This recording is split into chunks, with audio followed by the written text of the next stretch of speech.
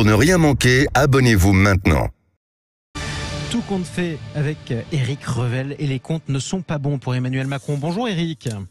Bonjour, bonjour à tous. Mauvaise nouvelle, je le disais, pour le financement de la dette publique française. L'agence de notation Fitch a baissé d'un cran la note de la France de AA à AA-. Pourquoi cette dégradation de la crédibilité française, Éric ? Oui, d'abord juste, si vous me permettez un mot sur Fitch, c'est une agence de notation privée comme il en existe d'autres, comme Moody's, c'est son nom, comme Standard & Poor's.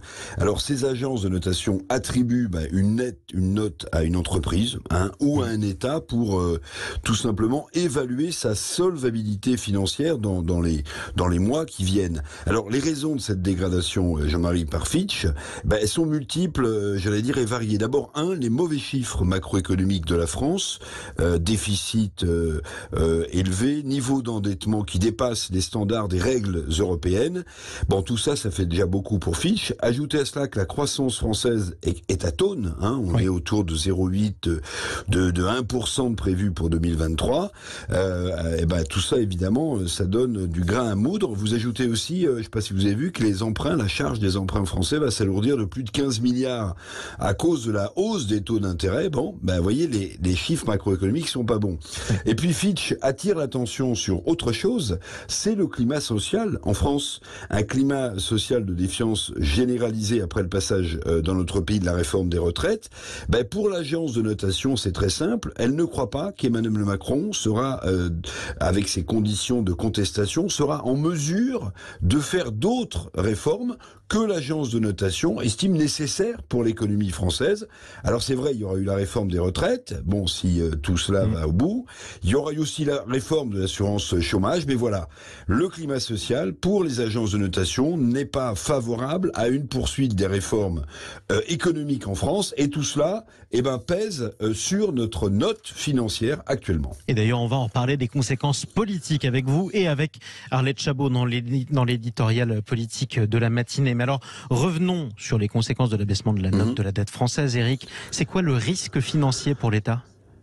Le risque principal, c'est de voir les conditions financières de financement de notre dette, tout simplement, de voir ces conditions se dégrader, c'est-à-dire d'être obligé d'emprunter de plus en plus cher, puisque quand votre note baisse, quand votre note est dégradée par les agences de notation, ça signifie que les emprunts que vous allez contracter pour financer votre dette vont coûter plus cher sur les marchés financiers internationaux.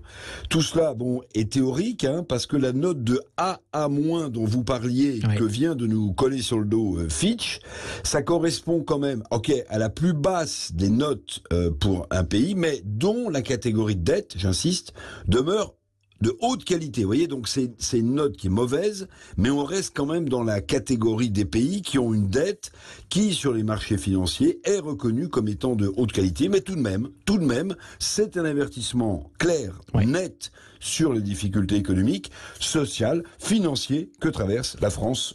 En ce moment, c'est moins qu'on puisse dire. En d'autres termes, on est le plus mauvais des bons élèves, on va le dire comme ça. Voilà. Est-ce que les autres agences pourraient prendre la même décision ?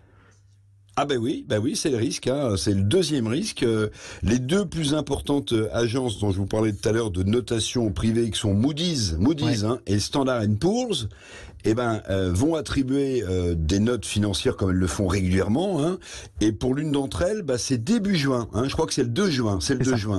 Alors, inutile de vous dire que si, de nouveau, après celle de Fitch, les notes françaises étaient dégradé par Standard & Poor's, par Moody's, là il y aurait danger, parce que les marchés financiers pour financer notre dette deviendraient, comment dirais-je, fébriles face aux quasi 3000 milliards d'euros de dette que nous avons. Oui, je vous rappelle le chiffre.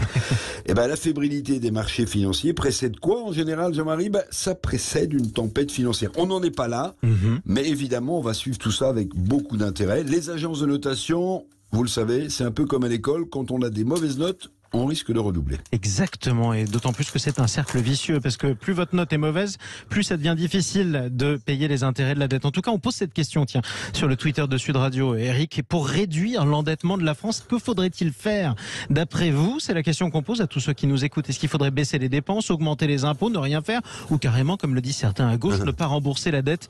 Mais figurez-vous... Je vais voter, j'ai ma petite idée. Ouais, vous avez votre idée. Figurez-vous qu'en tout cas, tous nos abonnés sur Twitter répondent baisser les dépenses à 50% d'entre eux. Exactement. Mais je suis assez d'accord. 44% d'entre eux disent il ne faudrait pas rembourser la dette. Vous vous rendez compte?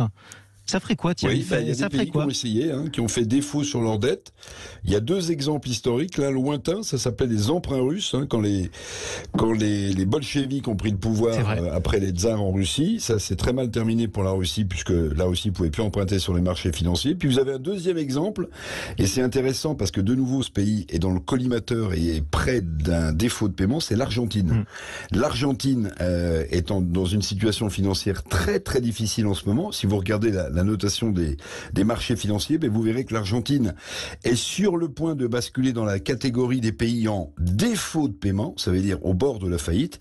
Et il y a quelques années, je ne sais pas si vous vous souvenez, l'Argentine avait fait face à des difficultés financières colossales. En 1930, l'Argentine, elle avait un niveau de développement équivalent à celui de la Grande-Bretagne. Elle s'est jamais remise d'erreur économique, ce pays. Mais aujourd'hui, vous le voyez, l'Argentine est un pays pratiquement au bord de la faillite. Regardez les notes des agences de notation, vous verrez, c'est éloquent. Éternel pays émergent dont l'émergence se fait toujours attendre. Merci beaucoup, Éric Revel. On va vous retrouver, on va en parler d'ailleurs avec tous ceux qui nous écoutent sur Sud Radio, parce que c'est intéressant de parler de la dette française. À tout à l'heure, Éric.